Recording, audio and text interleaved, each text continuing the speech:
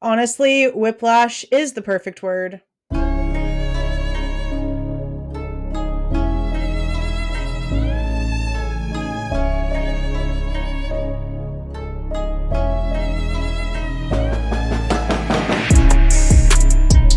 Hey guys, this is Jules with True Crime Reactions. Disclaimer: everything stated in this video is my opinion and my opinion only, and just like everything else in these cases we discuss here on this channel, everything is alleged. Okay, we have some more documents in the Idaho 4 case. Now, I'm just going to tell you guys off the bat because I've been getting comments about something very specific in the Idaho case since like Friday afternoon, I believe it was. I've been having people comment, and I've seen some videos talking about how someone on Bryan Kohberger's defense team has withdrawn. I have not seen that document. I have been looking at the case of interest site all weekend. It is now Monday afternoon, almost 8 p.m. on Monday, the 22nd of January, and there's nothing there. There was nothing in the case summary that updates, and we can kind of see titles and things in the case summary itself before the document actually populates for public, conception. And I'm not seeing that. And I'm not seeing it now that we have two different dates of documents that have now opened up. Now, the last time that we looked through these documents, we were looking at the defense side filing something else that has now been sealed.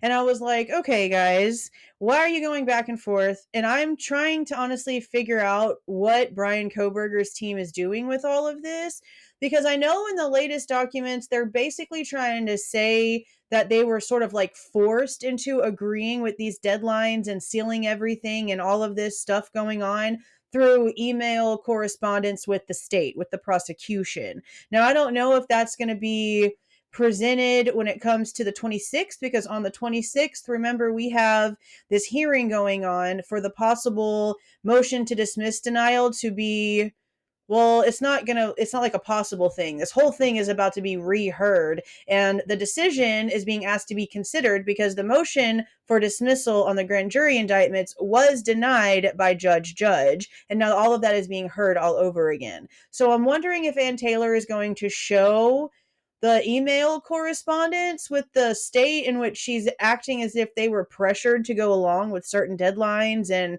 certain stipulations to the way things are being filed. But you'd think, at least in my opinion, and again, I'm not a lawyer, this is just my opinion, you would think if they're now acting as if they want certain things unsealed and they were basically forced and pressured into agreement, that they would be fighting harder against sealing things. Instead, they're filing motions for everything that they've been filing since this to be sealed. And I don't know if that's something that they're actually made to do, or if that's just protocol because the prosecution's asking them to do so. At this point, I'm slightly just confused. But the defense agreeing to all of these things, the gag order, them also wanting no cameras, and then the whole house demolition thing, the defense and the prosecution agreeing on these things has been very suspicious to me and to a lot of other people. Now, we're not stupid. We all know that the prosecution and the state all have the same boss. Okay, their paychecks are cut from the exact same bank account. All right. But they're supposed to be on the opposing sides. It just doesn't really seem that way, especially in this case. While, yes, we've seen Ann Taylor sort of go off on the state because she's claiming that there's not sufficient evidence, that there's no connection between the victims and her client, and that she honestly believes that not all of the discovery that the state has is being handed over. We've seen this fight going on for a few months now. But other than that, they've been agreeing with everything.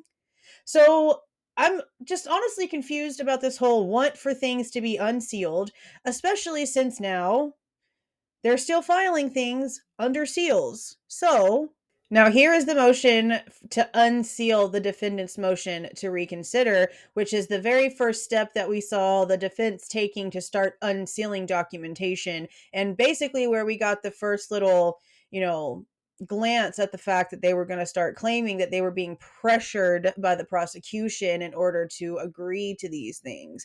But then they went and filed a bunch of stuff under seal. Now, we went through both of these already.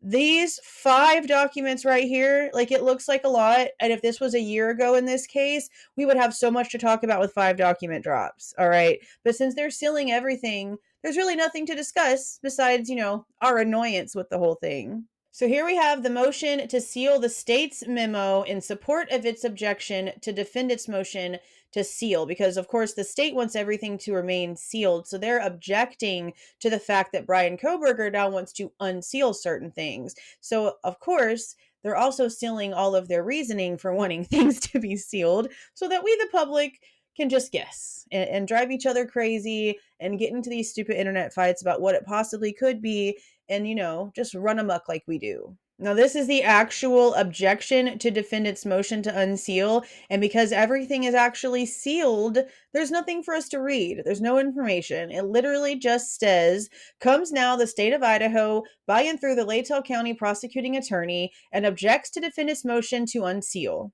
In support of its objection, the state has submitted a memorandum objecting to defendant's motion.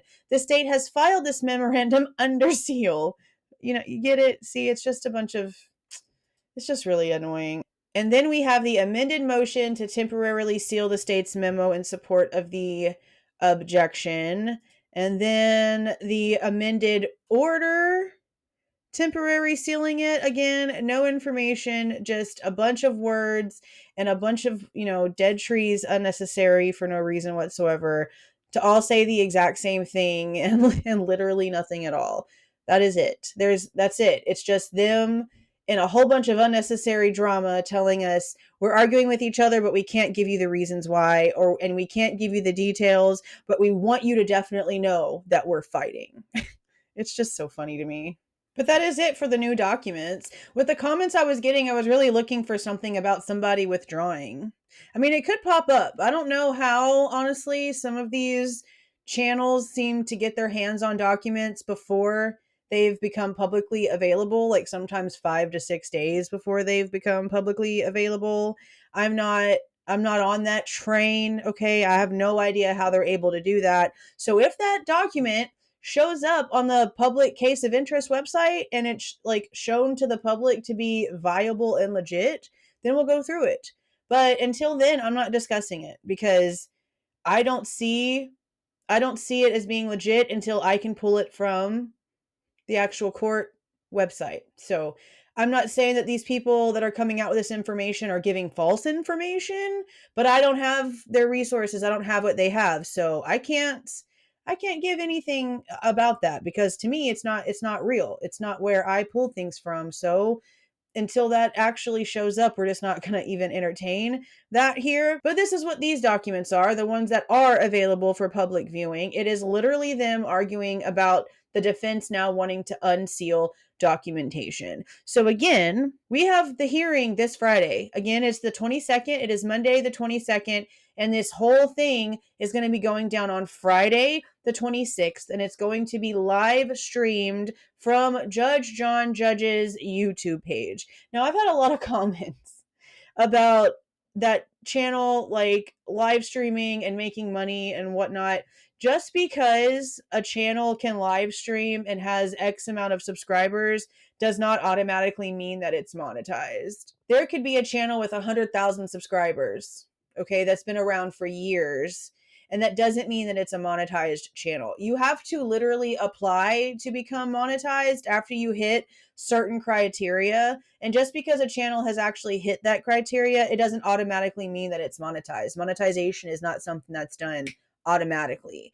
And I highly doubt that it is ethical or moral for a YouTube channel that belongs to what they're considering the actual Idaho court system to be monetized. So I don't think that's going to be a thing. I think that people just don't really quite understand the way that YouTube works all the way. So they think that anyone that has over 1,000 subscribers and that does live streams and that can get super chats and whatnot, that all of those things are like for everyone. But I could pretty much bet you there will be no gifting available for memberships. There will be no super chats. There will be none of those things available in the chat thread whenever all that stuff actually starts streaming on Friday. And trust me, I will eat my words if for some freaking reason those things are on there. But to me, it would be like unethical and immoral for that to even be a situation. Like, I just don't see that being a thing. I know that we have, our own views on the way that some of these systems work, but I just don't think that that's going to be the situation with the YouTube feed. But I guess, we shall see. That is it for the updates. If you guys like the way that I present this information, please not forget to leave a like on your way out and subscribe to the channel if you are not subscribed already. See y'all.